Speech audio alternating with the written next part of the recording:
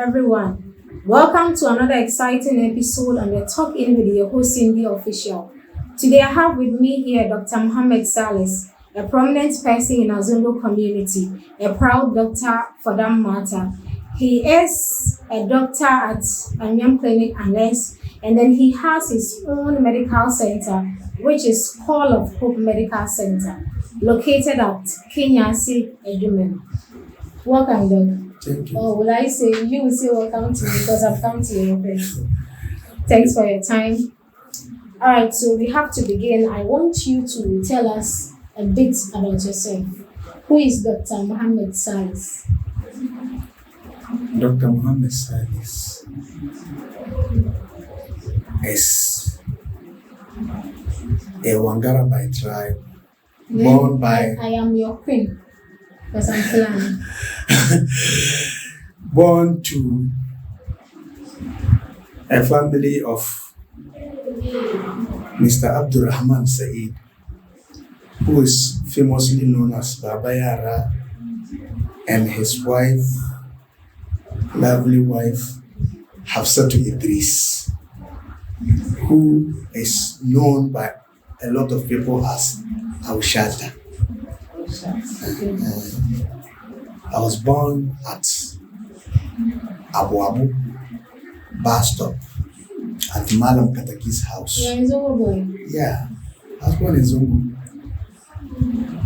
And I had my primary education at both Sawaba, Zongo, and then finally my junior high school at Tia Ahmadiyya. A or B because B. Yeah. From then, I had my SHS education at Tia Ahmadiyya in Kumasi, which is that's Real Amas. From then, I completed in 1999. I was 2 years old by then. And I had admission at KMUST, where I was offered BSc Agricultural Science. Out of my choice, I took it that way and began with it. On the way, I was compelled to just stop the course. And then... How? I don't understand. You were compelled to stop the course. Yeah. Who compelled you to stop the course? Really, from my primary school days as well as JHS, it was my desire, a strong desire to become a medical officer or a health worker, just to be taking care of people. So first doing the agri, even at the senior high school level, because taking into consideration the financial background as well as the assistance, it wasn't all that appreciated. So I decided to leave the science area and move back to the agric area. Whilst in SHS. So there was one headmistress by name Mrs. Nkifo at that time. She said, looking at my grade that I came to SS with she's not going to allow me to sit at the agri class. So anytime they are not there, I will move to the agri class. When they come to conduct a roll call and they realize I'm not in the science class, they will come back to the agri class and come and start me. I want to understand. Yeah. You were in an agri class because? Considering changing, because what I was hearing from people outside that if you don't have money, you can't do science. And so I just thinking on the fact that there was no money at home. Not because of incapability. No. Okay. So how did you end your WASI? Did you end with the agri or the biology and then the chemistry? No. I did.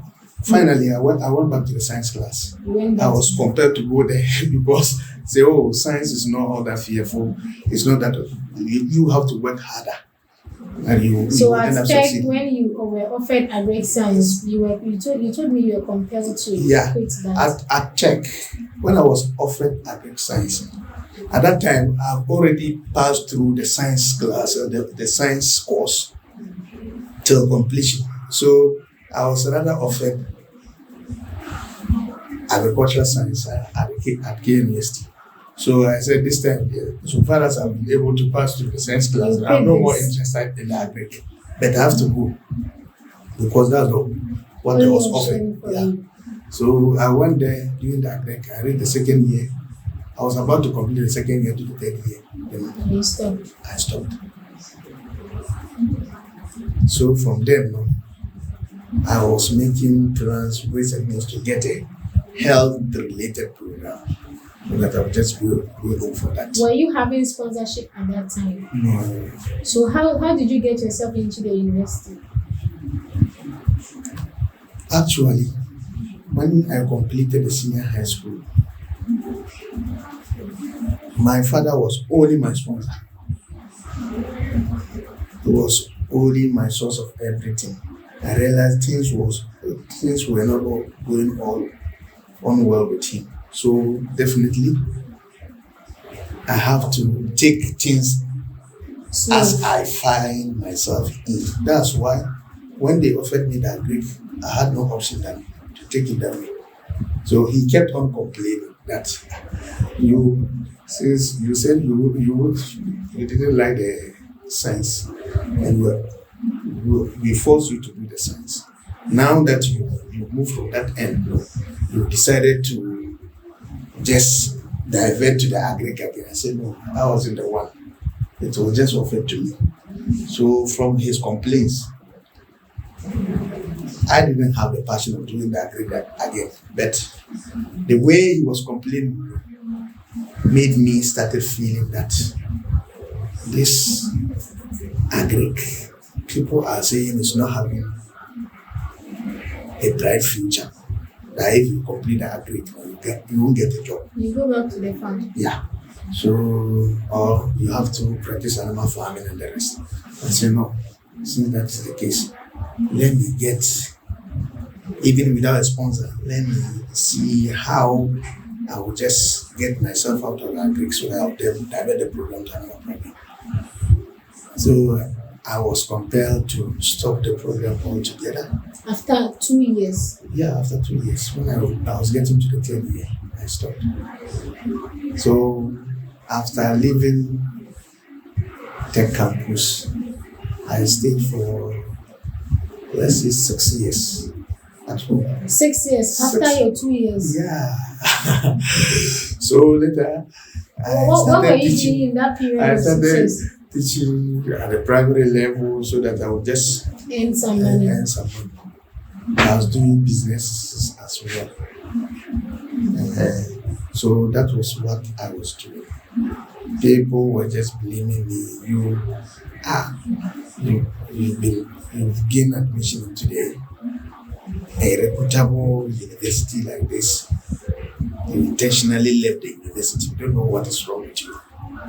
You prefer staying at home, joining the other Zongo boys. I said they didn't know my plans, and nobody will even approach you. What led you to stop the agri program? It was only one man. I don't know. There's one of the sons of Ajiawe has. Yeah. The name is Alaj Baba. He has ever contested for an MP before under the. Yeah. He used to come to me. Say, I see you are far better than a lot of those most of the indigents at our world. You're far better. But I don't know why you are not trying to go back to school. I said no. It's not. Did you try to let him know? No. He has been seeing me at home, so he was so worried to the extent that he started approaching me, advising me that he should. I said, oh, at the appropriate time, I'll go back to school. Let's go for a quick break. We'll be right back.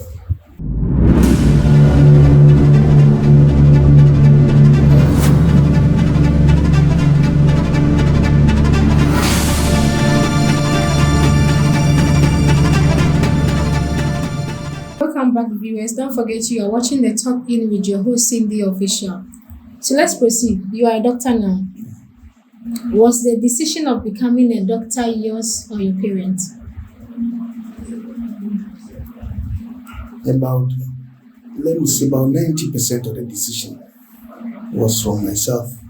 Okay. About 10%, which is a supporting decision. That from my was parents. just them supporting you. Yeah, because I did science under a difficult situation that I managed to pass through.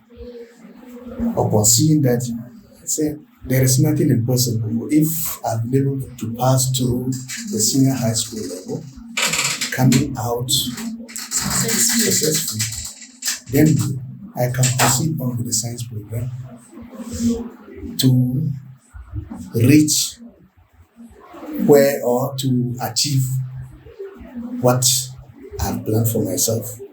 So about 90% of the decision from myself. And then fortunately enough, you had supportive parents. Yeah. And then, did you have passion for it? Or you just chose to be a doctor because you are brilliant enough? Because you cannot be dull and then you want to become a doctor. So is it because you were so brilliant enough, that is why you chose to be a doctor, or you had the zeal of becoming a doctor? For brilliance, I can talk about brilliance. Oh, you can. because you It's just supposed to said come from others. Others have to. others like your madam in Tifu saying, just look at your results. So you have to. So it means you are brilliant enough. As well as my friends and playmates at Abuabu. They used to call me Professor. Because most of the time when they have any question, they approach me with it. You give them answers. For brilliance, yeah, I can't talk much about it. It has to come from others. But for the zeal to become a doctor, you had it. You had the zeal to become a doctor. So do you have any specialization? No. Do you intend to specialize in something? Yeah, of course, in future. Something like? Either obstetrician and gynecology. Which one is obstetrician? Obstetrician. Is it the one taking care of? The eye? No. Which one? The one taking care of pregnancy and then as well as women. Then that also sides with gynecology. Okay. So, will I say people come to you for consultancy? Yeah, Azongo people. Because someone like my father, regardless of how sick he is, he come to you. Yeah, of course. People do come to you. Do you find it that they are disturbing you or something? Because back at where you used to be, people do come home. Yeah. Do you find it as disturbance? Not at all. Because I went in for this program first of all because of just to take care of people. So for me, my own is so strange because we see even ordinary people having my telephone number. Anytime they even call me at night. They call me at night. Sometimes I do follow those old people in bed at their various houses to go and take care of them. And for that one, maybe when people mention, when people hear of this, they have to mention. I can't mention the the number of people I've visited at their homes, those in bed, seriously ill, to take care of them. I can't remember because there are plenty. So, like, as I said, I had a passion. See, most of the time, if you want to enjoy, one secret that I realized about this job, if you want to enjoy, like, get the reward of life, then you have to be very merciful to people, because I passed through a lot of difficulties in life. So I know if I see my brother, sister, an old person in a nearly difficult situation, that I know. So sometimes, it's because of the kind of mercy that I have for people that compels me to follow them at the various houses when they invite me. Not because they give me anything. You don't find it disturbing? No, at all. To you, it is fine. Yeah. And then don't you think many a times people use you because when they know when they call you, you come. Even at a point that it's not necessary for you to come, they'll call you to come. Don't you think one way they are using you? Yeah, of course. They are using me in one way or the other. But at the same time, I know the kind of reward that I'll be getting from that. Yeah. That's why I don't used to You don't mind. mind about that all. Then I don't worry about it at all. But there are some kind of cases which I do consider taking into consideration their financial background, whether they can be able to proceed to the next stage of healthcare delivery or not. Most of the time I consider that as well. There's somebody who is capable of taking care of his family member. I prefer that person to take him to a nearby hospital or to take him to a hospital that I am around, so that I can take care of the person properly at that place than to visit the person at home. But for the weak and the poor people, sometimes, So when you take care of them, you don't charge? At all. Wow. At all. This is the Sadaqat Jariya, I That's must what say. I've been doing for quite long. A lot of people got to know me through that. May God bless you. Let's go for a quick break. We'll be right back.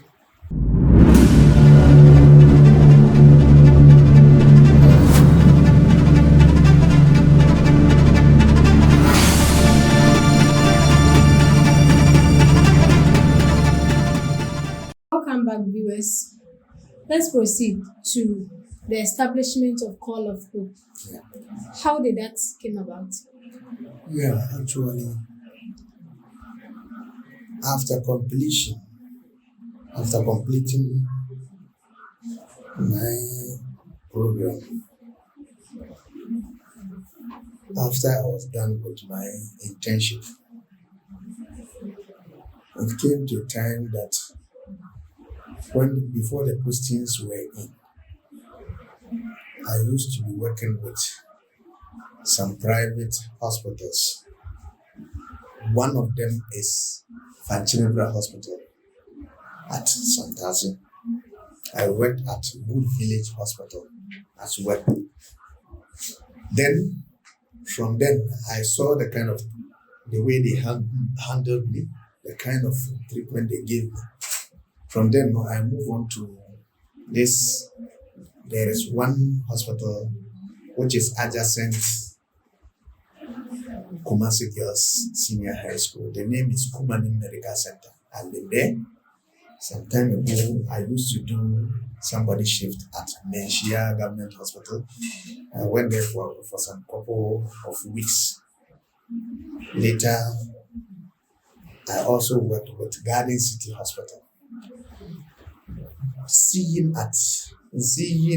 or looking back at the way they handled me, mostly we end up like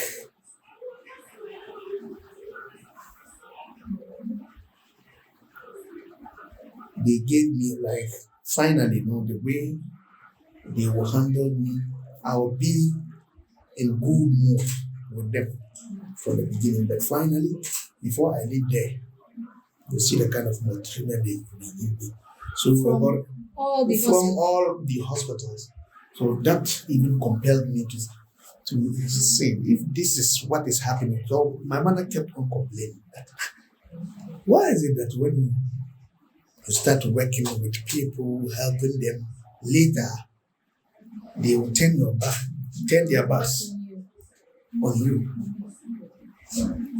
you can't you see you've worked with this, you left there on the same issue, you worked with this, you left there. So finally, I came to this St. Helena's maternity home. I was also working with them before I started working with them. I worked with St. Helena for a long time. I coupled it with Garden City Hospital. That's where Dr. Razak also, Dr. Razak's hospital. I was there working with him. I worked with him for about 8 years before I left. So, seeing at all that occurred to me, I started taking the plans of getting my phone so that all those will come to an end. So my mother will just be talking to me, oh, you just exercise patience. So far as you've not got your own, you have to be there. Even when they motivate you, you have to take it away, because it's true that we also get something. So that's what she has been telling me. So it means the motivation was from the fact that people maltreated you. Yeah. And in that way, it's even good they maltreated, because if you had enjoyed their place, you didn't even think of finding yours. Of course. There was one patient who used to attend to St. Helena's maternity home. So from then, he started following me at home. So while taking care of him, he said, oh, now that I've got a person like you, I'll start bringing my family members in. So when he started, once he brought the issue of this place to me, that like he said, if you will get somebody who is interested in the land to buy, I have a piece of land somewhere, I want somebody to buy for me. And so we just leave it. For land, it's something very important.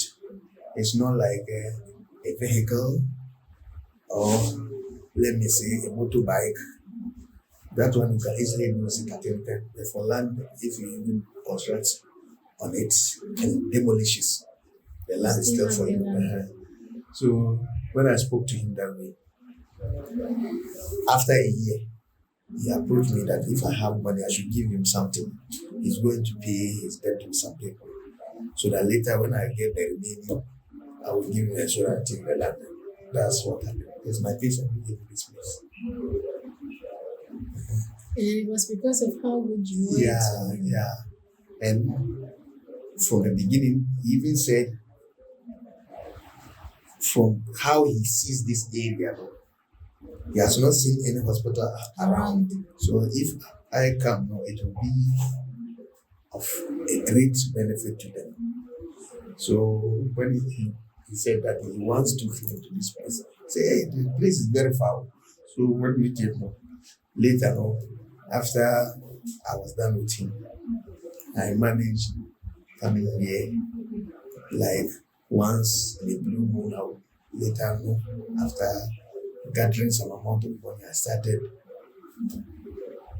This place was like they were just doing some business here. Sand. Yeah, they load for construction.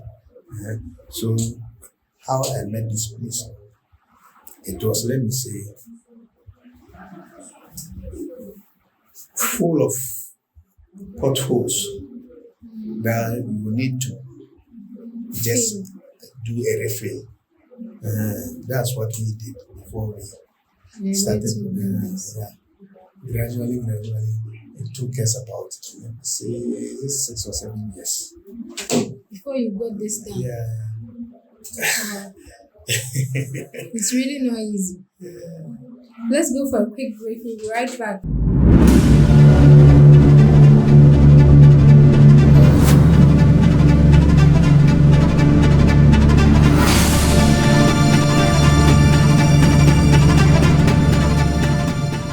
Welcome back, viewers.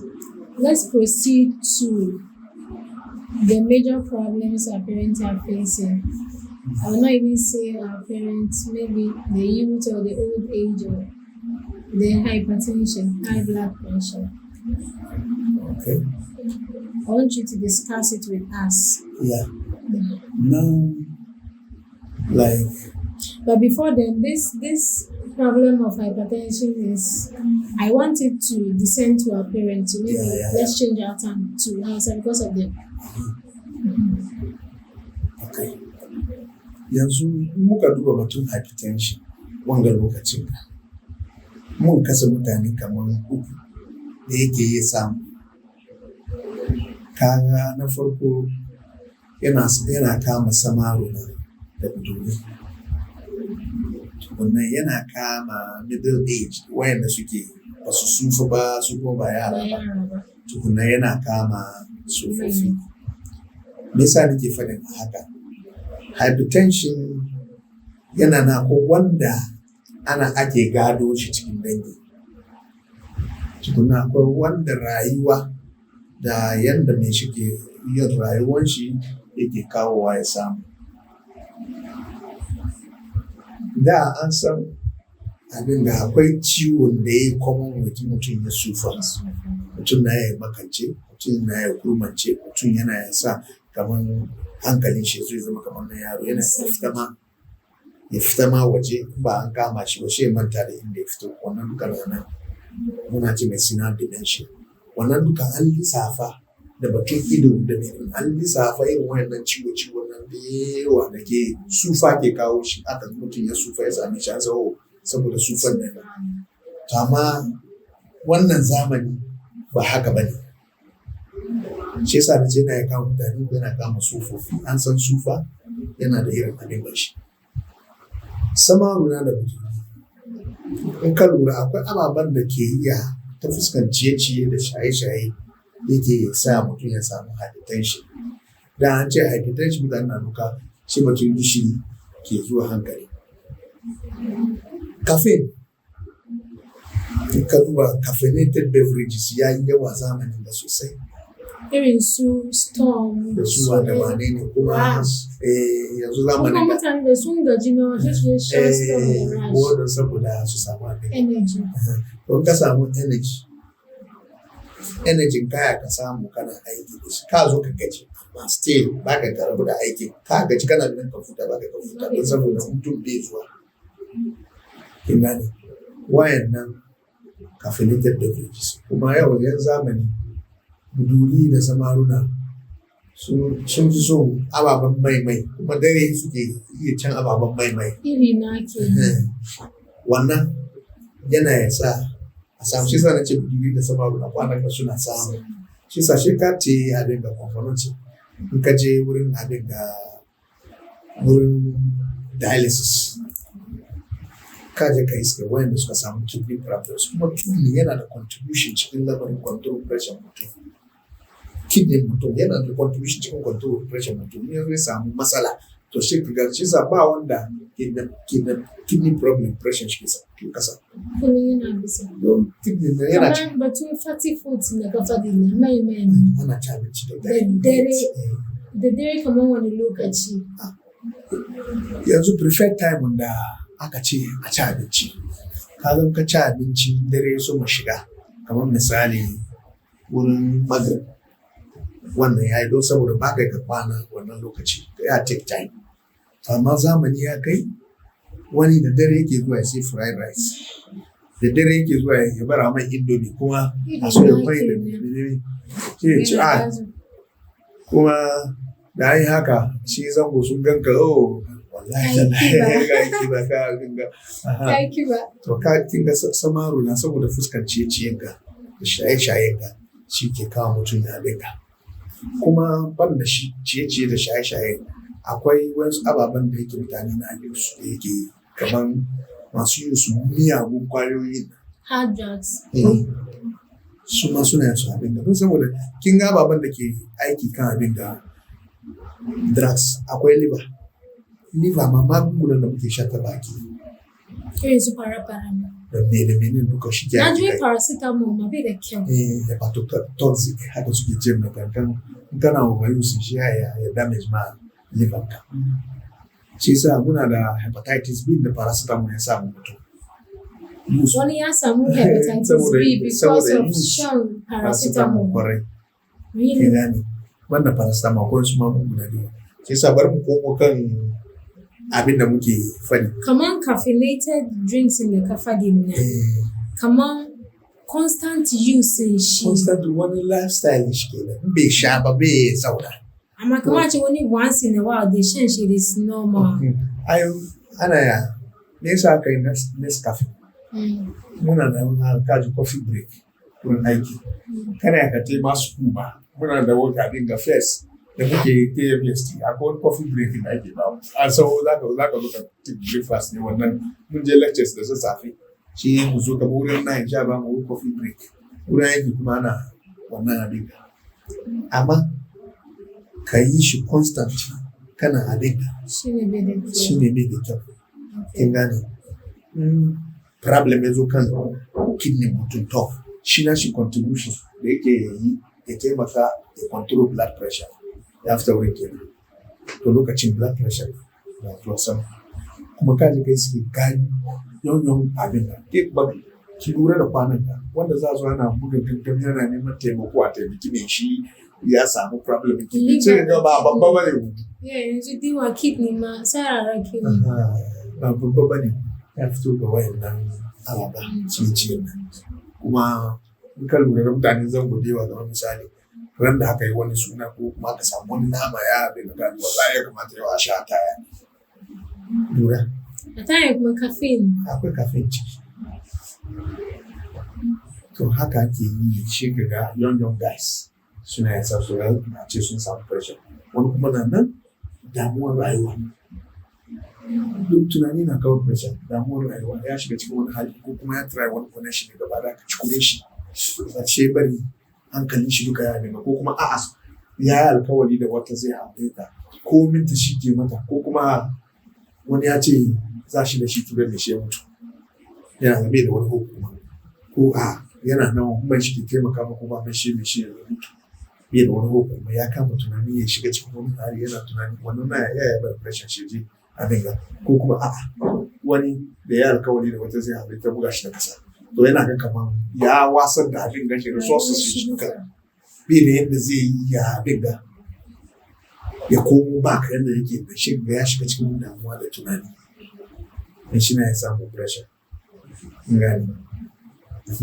sai middle age na su kuma irin rayuwar ce no yana ya sa su samu akwai wanda ake haifa da shi so wanda aka haifi mai shi da shi ne ba kiyo ke ba kyau suna zuwa hospital ai ko hypertension ma in general shi ne wanda yake wani issue ya kawo shi da issue ya zo ya resolve yana ya koma ba bai da hypertension kuma pressure sai ya koma normal so wani cikin ake kira hypertension na high blood pressure ko low high blood pressure isa kuma abin na low fa hypotension kamar yadda blood glucose blood sugar yana sama ana ce ma hyperglycemia yana kasa ce ma hypo shi zama da ga an kawo PO nan dankan shi ke kasa sai zaka cikin biwan cikin worse zafi ana ce ma hyperthermia tem zit kenan in ya zo cikin shi sai ta ce hypothermia kika ce cikin su wanci ne yake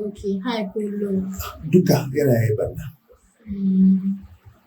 ne zo low yana yi banna mutum ya samu shock ba shock electric bulb muna ce mai cardiogenic shock kin gane shock na suna nan daban shi da zame shi ka taba hannun shi duka yayi sanyi kamar an je an mai wankan block kafafuwan shi duka yayi sanyi cold extremities kin gane shi ga mai shi breathing shi ya zama rigima pulse shi ka taba ya zama rigima kin gane wannan ne shi ga wani sa'in shayin guje-guje ba ga wani shi ya haɗe so kamar wani abu mutum zai iya yana yi shi ya zama da shi ya samu pressure shi na it's not going to be either high or low kamar it is normal kin ga lura zangon mun ka zo ba wanda ya taba comment da manya da yara duka time da ake ci abincin dare lura ko wani ya taba cewa ci abincin dare kin taba jin ana maganganun shi ana ci abincin dare bai da kyau ko mun ana ci ne kawai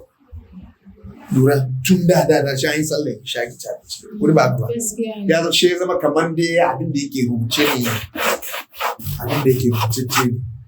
ake cin abinci bayan isha tukunan shi ne daidai ka ce ne daga addini aka samu shi kuma ba haka ba ba wanda na tambayi wani na ce da akwai hujja ya ne kawo ne mu abin don zan ba da iya kamar wani abu ya same shi ne je hospital doctor da kanshi ya hana shi ba bai bari kuma tun da iyayen mu da wanda shi zai sau balangu da dare ke sau balangu na kanshi da dare ke sayarwa sai a kawo da dare wani ma ya kwana taye shi kuma abincinmu da damar lokaci bayan isha muke cin shi kaga ci abinci late da dare kuma an ci ana zaune daki ne daga duban TV wani ma na ya ci ke zaune bai wanke hannun shi bai kwanta to wannan nan ban da pressure kada yana ya bar ka samu diabetes ina ne sai sa ne kana bidan pressure ka ya saya normal ba mutumin da bai tunani duniya wani ko ya ce komi bai damun shi rayuwan shi ya zauna bai tunanin imana bin shi ba shi ko a ya zai yi da ga yara ga mata tunani ne kowa na yi amma wani na nan tunanin shi abu ne ya ji mai ciwo ko abu ne mai barna rayuwar shi kewar tunani wannan nan ya samu pressure shi sa ko kuma ya bar pressure shi ta high one side wani kuma na nan yana stress kan shi wurin lamarin aiki ko kuma wurin lamarin ko saboda yana research shi sabbin so yayi kwana da dare ke samu yin shu yana binga shine da rana bai kwana da dare yana binga ya ban daina haka ko da bai da pressure ya bar pressure shi na zuwa sama na uku fuskanci yace kamar yadda yayi haka kuma ya zo ya kai dare abincin zan akwai da yawa da dare ake sai da shi kuma wurin ne base boys haka zauna wasu ya ci abincin dare kuma gwamma ma na wanda ke zama su yi fira waje har su ba su kwana da sauri amma tsofaffin gida ne suna sun ci abinci late ba abin ga don wasa ya fita a buga abin ga a so mai zato don ba mai mata da yara da ya fita waje ko za shi yi tafiye ne matan shi mata ya ce ta yi ta bi shi sai su yi yawace su kuma ba kama da ideal team ne mutum ya ci abinci late ya je ya tattaka ya shi muna batun mai na shanu da na kaza na kazan nan shi unsaturated fat na shanun nan ne saturated fat nan shi bai da kyau bai taimakon lafiya bisa kamar naman shanu da mai ke cikin shi bai da kyau ga batun saturated fat da muke da unsaturated man kaza kamar da na fari unsaturated fat is good tukunan saturated fat na kamar misali yadda na shanun nan yadda kake gane bambanci shi kaga wannan na duk koyo sosai yana ya bushe kamar man kare cin na bai taimako kamar irin bargon nama bai da shi ma bai da kyau bargon nama shi ma yana yaya kwana amma in ka lura bai karfi kamar kisin nan da kan shi wanda ke da shi sa kariya misali man kaza shi ne da masa kenan amma irin na shanu shi da saturated kuma ban da shi abin da ke da gishiri ciki da yawa inda mutum in kana girma in ka riga ka so ka wuce balagarin ka kana girma kana rage sikiri kana rage gishiri ba wani ce ma ba ya taimaki abin ganka kuma ba cin sikiri ko abin ga ka rage abin ba ababen da muke ci wani na nan yana yaje shi ba sikiri ne straight ka ci ba amma yana don saboda batun digestion yana je juya end product ya form glucose ya store wani as glycogen ya bar wani surplus one cikin jini yana yawo shi na kare baka da means shi ya dismantle glycogen nan da ya store nan ya bari ya zo ya mai da shi glucose wannan duka cikin batun amfani azumi ne za mu zo mu gane shi amma yadda nake faɗi da cin abincin dare late da cin kayan mai sa'an nan da cin abin da yake gishiri na ciki da yawa magi fa magi akwai gishiri da ciki waɗansu na cewa kamar ina da Christian friend haka Wai goma ma gishiri da magi. Ba gaskiya ba ne. Ba gaskiya ba ne. Kuma muna cin magi kai magi bai da kyau. A to abincin waje da ake sayarwa ba magi. Magi ma farin nan suke tsaran yusu. Ko ba haka ba. Bai da kyau wannan ko. Magi farin nan shi yana batun shi yana da karfi sosai. Shi yasa farin magi ne. Amma abincin waje ba da dama shi ma ke yi su ba. Me shi bai ci. An ci. Shi ya tafi mu na gida. In gane.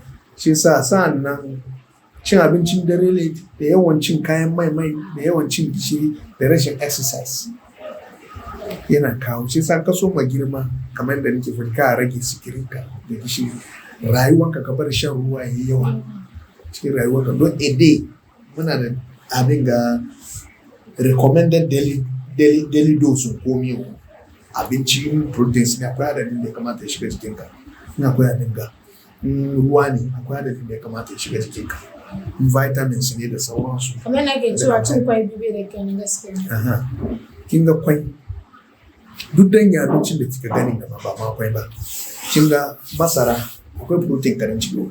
Masara. Akwai protein karin ciki amma mun san shi carbohydrate kan percentage carbohydrate na ke ciki ya ga ko mi shi ga kankane negligible ne protein. Shi yasa akwai wani advice da suka bayi gidan da akwai advice da suna ce muna da abin da ba su samun nama ba su suna samun nama kai da kai shi sa muna da batun protein da ake cewa biological value protein da ake cewa biological value yake da high biological value wannan ake aunawa a ga percentage protein da ke cikin abinci kaza shine biological value percentage protein da ke cikin abinci kaza shine biological value kin gane shi sa ana bidan ka samu correct biological value zama kai da wanda kuka ci nama daya shi an gama abin ga carbohydrate kaza wannan da kaza wannan haka zo ka gama su duka ana ya samu percentage high shi biological value da ya meet shi sa sun dace kan abinci shi sa kaman kwai haka ba protein kare ne akwai abin ga akwai fat and oil ciki ala yau kunna kin gani shi yasa na ce sauran abinci akwai ababa ciki kadan amma wanda ya yi dominant da shi yake batun shi kin gani shi yasa akwai an yi batun proteins kin gani yau kunna akwai protein ciki akwai fat milk protein muka san shi amma fat na ciki milk ma da ka samu kana ganin fat cikin to su duka suna nan kin gani shi yasa abin kise da yawa cin shi ko abin mai kamar yadda na faɗi yana sa mutum ya jera yana wannan ya samu fashin sa'annan lura banda batun caffeinated drinks ga akwai ababen da yan zamu suka nemi wasu suna shakawa sun asira ko mene wallahi kaga bai digest don abu ya shiga cikin brain shi dai suka jama suna wani abu da kansu yana ban mamaki digestion bai take place metabolism bai take place wurin don saboda ba hanyar da ya idan kana tara mu kanka ne wannan yayi haka har ya zo rayuwar shi karshe bai juya haka shi dai zai juya da ban shi barge misali mutum na da Parkinson's shine mutum ya samu problem yana zo da shi jikin shi na rawan nan akwai dangi wani na cikin dangin su wannan na shi yasa in yazo ya kai gare shi zai yi shi na shi yayi wise mai na kowa don me saboda ababan da ya sa gaba ina ganin jin abin nan duka shi ma abuse ne da kyau wannan na damun rayuwa ma ba su sani akwai wanda ni na sani ni tun bante na yi program ban direct na yi program gaba akwai wanda na sani ya yi su wannan har shi ma kusan abin da yana da yake mari bongo ya bude ya zo ya abin da karshen rayuwar shi wallahi yana tafiya ne haka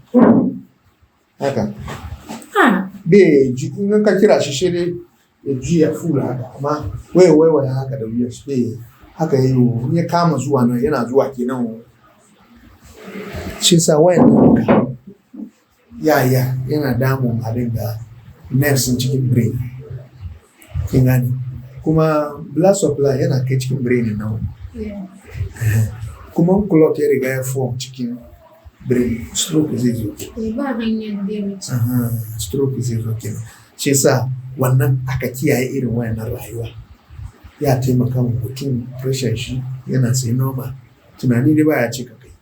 Sannan batun stress wurin ban son futa dare da ke samun yi komi na kaza wannan kuma yana inda za ka yi shi for some time ne don saboda ka ci ba abin da kake nema ka bari wannan da amma wani ya mai da shi lifestyle shi kowane dare ya yi tidita bai futa amma dare zai zauna lokacin zai yi wani ababen da bai kwana har yanzu yana fira shi bai kwana har 4 o'clock ban da kwana shi da amma bai kwana 4 o'clock kai na zane ne yana ko yana research a'a. What if kana wannan amma ka samu sleep during the day? Wannan ba ko. Okay. Don night people sleep for rest. Addinin mu ya nuna mana dare don hutu aka yi shi. Kuma rayuwar mu kai da kanka ka san kada kai yawo ba ka zo ka san kaman dare ake hutawa. Wannan nan dai kai ka kiyaye wayannan duka. To kaga ka ta samu pressure ka. Yana noma kuma cin abincin ka kai kokari ana cin abinci da kyau kana shan ruwa sa'annan a dinga abu kankani dai kana girma in kai mai fushi ne ka rage fushin ka don saboda wannan kawai ya yi rana dai ka samu haka taka yawan fushi kisa ya addini ya ce wani ya zo ran da sallallahu alaihi wasallam ni ba zan ja hadisi ban ja yake ce wai advice shi ne ce la tagdab ko ka kai fushi sai ce kara advice sai kuma kara ya ce ka kai fushi kin gane tukunan wanda ya zo a dinga ko ba mai karfi ne shi ne mai kayan mutane idan mashadidul ladhi yamliku nafsahu inda al-gadab haka ce wani ba batun waje shi yafi ba batun da muke kira mu koma kan layin mu sai sannan wayannan duka mutum ya kiyaye ya samu kanshi pressure shi yana ko da yana da pressure ne yake follow irin wanda ya ta samu shi yana da kyau. Shi kuma batun diabetes a yanzu ce abin ga pressure na hypertension na nufin high blood pressure ma'anar shi kenan literal meaning shi kenan kan pressure mutum ko kuma bugawar zuciya da budewar zuciya da kullewar zuciyar mutum ya tete sama shi ake ce ma hypertension. Diabetes in an yi maganar shi ya ce ciwon sikiri da aka ganin ga duka ba wani sai ba yawan cin sikiri ke bar mutum ya samu diabetes. Let's go for a quick break. We'll be right back.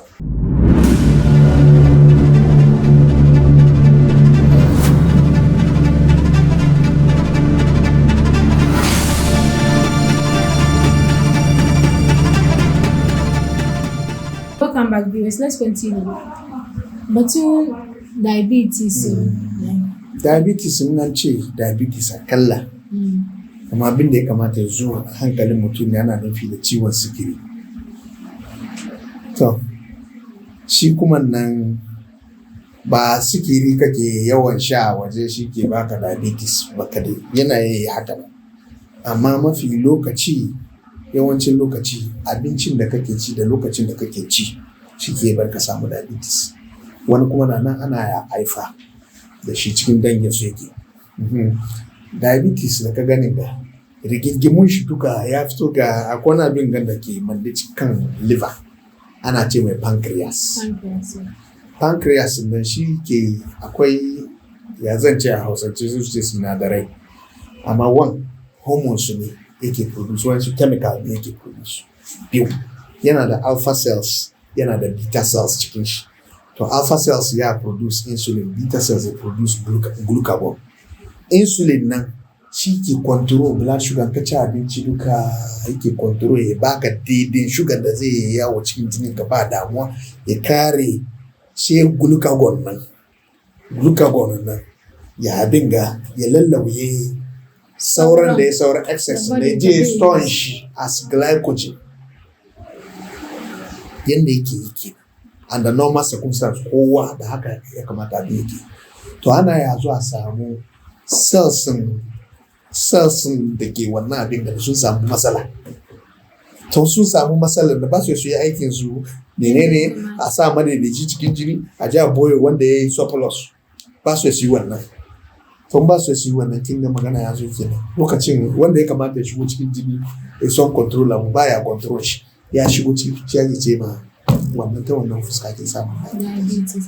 Isa kamar ce abin ya bata shebar wanda zai shigo duka ya shiga cikin body lokacin bai control bai cire wanda body ke use a ja regulate shi lokacin insulin nan bai yi aiki kan abin da ne ya regulate shi sai sa shi bari insulin nan ya abin da shi sa akwai wanda ke allura insulin ta waje don saboda zai control su don nasu natural nan bai yi aiki wannan su wannan aka haife su suke da alluran a'a ana yayi da wan maganin da ke baka kana sha shi zu bai control shi amma an gama da allura shi su magani akwai type 1 da type 2.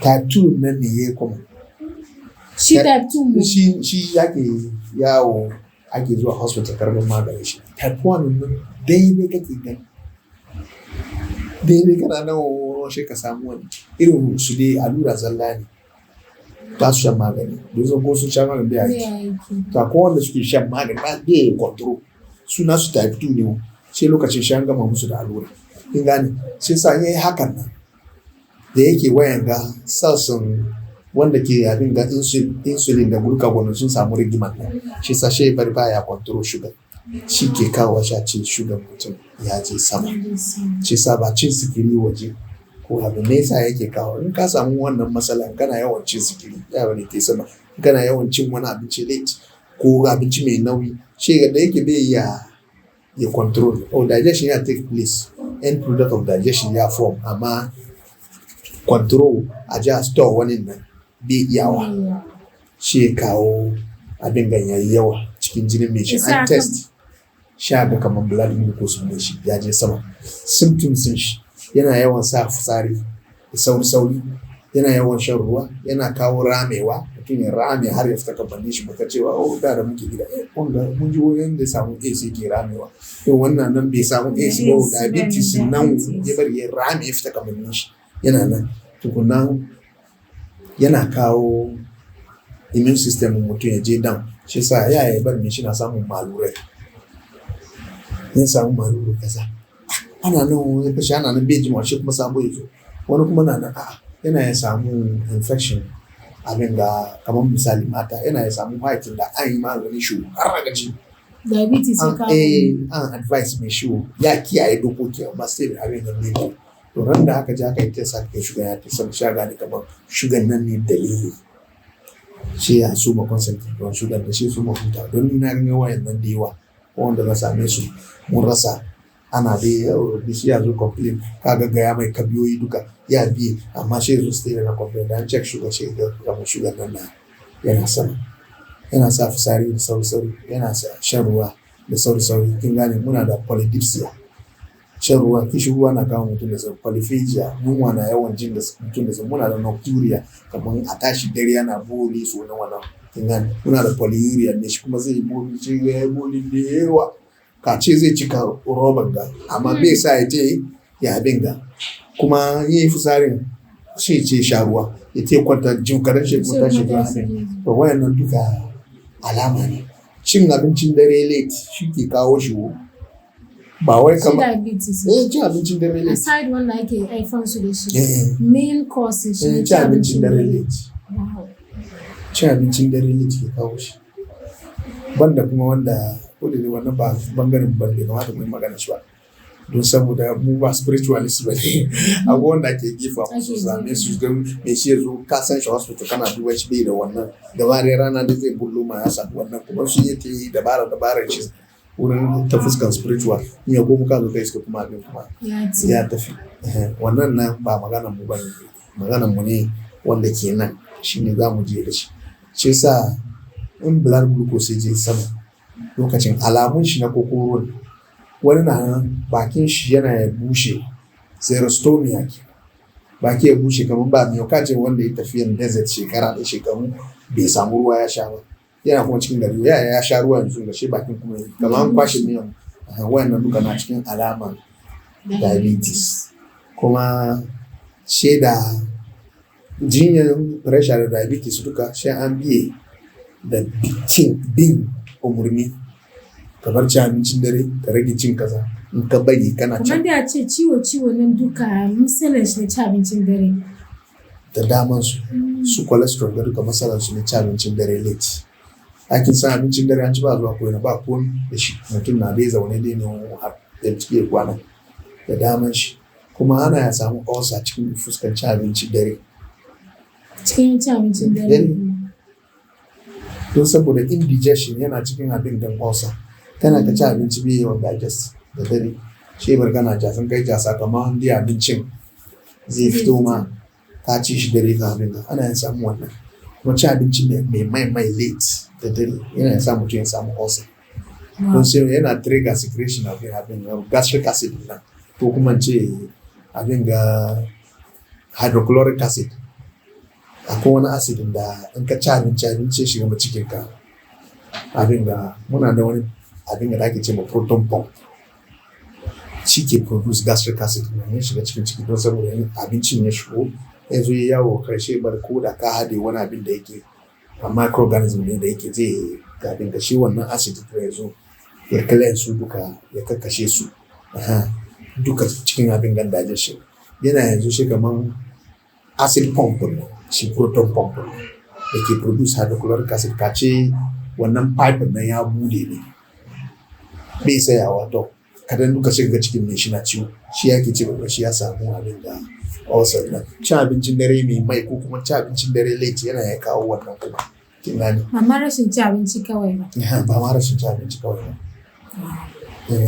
sai sa akalla dai batun diabetes da batun pressure ababen da ke kawo shi kila sai sa cin abincin dare bayan ishan nan ba mu sani ba ko shari'a ne ko menene ya kawo shi amma kowa na yi tradition na yi jaba ci abinci kuma yanda suna yi su ci abinci dare late hatta sakwara 10 duka ana cin sakwara da sai sa da yawa da da yake batun health insurance bai zo ba ka san zuwa hospital ce masu kuɗi yana da wahala ce masu kuɗi ke zuwa hospital ba ciwo ya yi zanga-zanga mai shi da kaya ma allura ko da kai gida ba amma a yi bincike a gane wani ciwo na nan haka shi ba sani wani na wani ciwo ya kashe shi ba sanarin ne kashe shi an doke shi kamar bebe da lafiya ne ciwon ajali wannan na nan shi sa diabetes da pressure akalla ababen da ke kawo shi ke to mun gode da bayani. Let's go for a quick break. We'll be right back.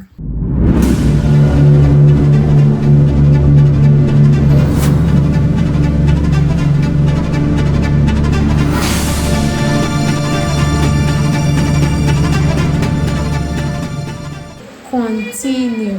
In few days, as we are start, right? So, muna son ka ba mu wani healthy living tips. Azumi kuma da benefiting da ke come with azumi. Okay. Abin ga azumi kamar da aka faɗi bai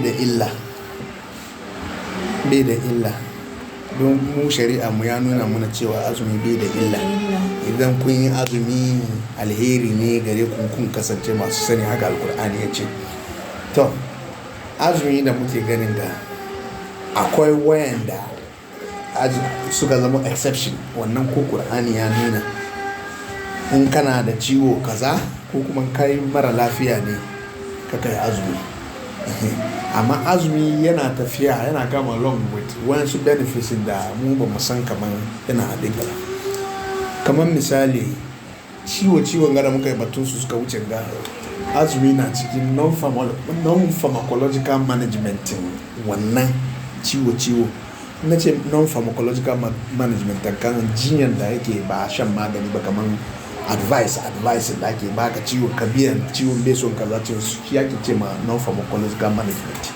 Pharmacological management ne shan magani. Azumi yana taimakon wannan fuska da dama kamar misali azumi na taimako blood glucose ya rage don saboda baka ba abin ga gurbacecce insulin da glucagon da baka ba su biya ta fuskanci abinci ham kowane time shi sa ya bari wahalansu ya rage don saboda kana ci kadan ne kuma kana dokan starvation ka take wani time tukunan ka zo kuma me ka ci abinci shi sa azumi yana taimakon blood glucose ya rage kuma azumi yana taimakon abin ga ta fuskan jinyan diabetes kenan kuma azumi yana taimako ta fuskan jinyan pressure don saboda lokacin da kake azumi abin ga system ka in all yana rest akwai in kai lokacin da kake cin abinci kake cikin abin ga kai very active sosai wannan lokacin nan secretion da ke fita cikin jikinka da suke yi su abin ga su bar pressure je sama kamar su adrenaline da su non-adrenaline da ko wasu abin da su duka hormone su ke ce ma epinephrine da non-epinephrine adrenaline haka muna da artificial wine allurar shi da ke to wannan nan su duka secretion suna zuwa dam shi sa bai bari don saboda mutum ya yi fushi production nan adrenaline nan ke abin ga yake secret da yawa shi bar pressure ne shi ya ji abin ga kuma an ce an zage ka cikin azumi kai shuru ka ce ka rama ka kai fushi da mene ka kai fada ko abin ga ka ce inni sahim to wannan duka na control abin ga yana taimako ya control abin ga ya control blood pressure sa'annan azumi yana taimakon immune system ya yi strong me yasa na faɗi haka studies ya gwada cewa an nemi wani abin ga sun perform wani experiment kan wayansu dabbobi sai suka bari suka starve suka ajiye su ba su abinci for weeks to suka zo suka steady suka lura kamar wayanda aka starve su old immune cells nan duka ya destroy suna form new immune cells don saboda su samu energy da za su dauki su defend kansu shi yasa azumi yana taimako new immune system mutum ya yi strong don new immune cells na produce rigakafin jikin mutum ne ke nufi da immune cells yana bari sababbi na form in sababbi na form kuma wannan zai kara ma rigakafi ne cikin jikinka sa'annan azumi yana sa mutum cholesterol jikin shi ya rage don saboda bai ciye-ciye basa-basa bai shaye-shaye basa-basa an takaita mai ya ci shi lokaci kaza kuma azumi yana taimaka ma mutum kamar yan shaye-shayen kwayoyi na da mai shi ya kimsar da kanshi zai azumi misali yana sha da safe da rana da dare ne yana sa ya rage don saboda in yayi azumi ya san ya sha azumi ya karye shi sa bai sha yasa azumi yana taimako a overcome addiction akwai wani suna da sun yi buɗe baki na amma bai kai quantity da misali inda ce ya zai kama tun da safe ne tukunan azumi yana taimakawa wasu guba-guba ya fita jiki me yasa na faɗi haka detoxification yana fit da toxins cikin jiki don saboda abin da ya bace misali ya je gamu da abin da jiki ke store kin ga protein end product in protein amino acid jiki na store shi surplus ke end product in fatty acids and glycerol jiki na store shi end product in shi in case of wani need ya arise shi dismantle su ko abin ga glucose end product su shine glycogen yadda yake stores glycogen shi yasa misali mutum wurin in terms of abin da storage ne ya je ya gamu da wani abin da toxin ya je storage idan ka yi azumi lokacin da ka ci abinci kamar wurin bayan ka ci abinci wurin 8 hours abincin ya digest ya kare ya yi abin da zai yi duka kafin mu yi da bakin ya digest ya kare bai ga sha ce wata rana azumi ke duka lokacin digestion ya take place abin da zai zo cikin jinin ka da wanda zai saura cikin jinin ka da wanda zai je ya store as glycogen ya abin ka to after 8 hours nan ba abin da ya gagare Allah yi misali ka ce su wani don saboda sun tara makudan kuɗi ne shi sa suka yi suka zama kaza mu talakawan gaba mu za mu rika talakawan ne cikin talaucin da ya bar muka rarrasa wani su ba muka delay baya cikin lamarin amma da yake shirin Allah ne Allah ya shirya muna har yau muka zama don saboda duk wani aikin wahala mun yi wani na nan yana ga kamar lokacin duka mun zama mugayen yara ne don saboda aikin da ake ga kamar masu yi yau duniyan yau da yawa sun zo sun kama suna yin ga aikin businessin kwanda mun ga duka ba wanda ba mu yi wanda saboda mu taimaka ma kan musu mun yi wayan nan duka hawayen suna ganin mu mugayen yara ababuwa ko wanda suka zarge ni da mugun kaza yau da yawan su yaran su da mu ba mu cikin to cikin haka wahalar nan a te kauye kaza kadan yau gashi Allah ya kawo mu nan ga ko da ba komai mun gode ma Allah shi sa kowane ne ya samu wani resources kadan tare da shi da mai gudi Yusuf don saboda ya wuce inda nake ga ya zama babban da yafi abin da kuma yayi abin da yafi namun ga shi sa kowa ya mulle abin da kowa ya sa gaba na alheri ya sa himma ya ta addu'a Allah ya cika mai sa'annan kuma iyaye a rage yawan yi ma yara baki a ta yi musu addu'a na alheri don saboda in ka sufa baka da wani commandment da zaka ta command from heaven yana kawo ma abinci kana ci yana kawo ma kaza kana abin ga wudu saboda kana ga wannan nan shi sa ko yaron ka ma bai zama komai ba ya lalace ba komai ba ka ta yi musu addu'a yanda za yi cikin addu'an ka don saboda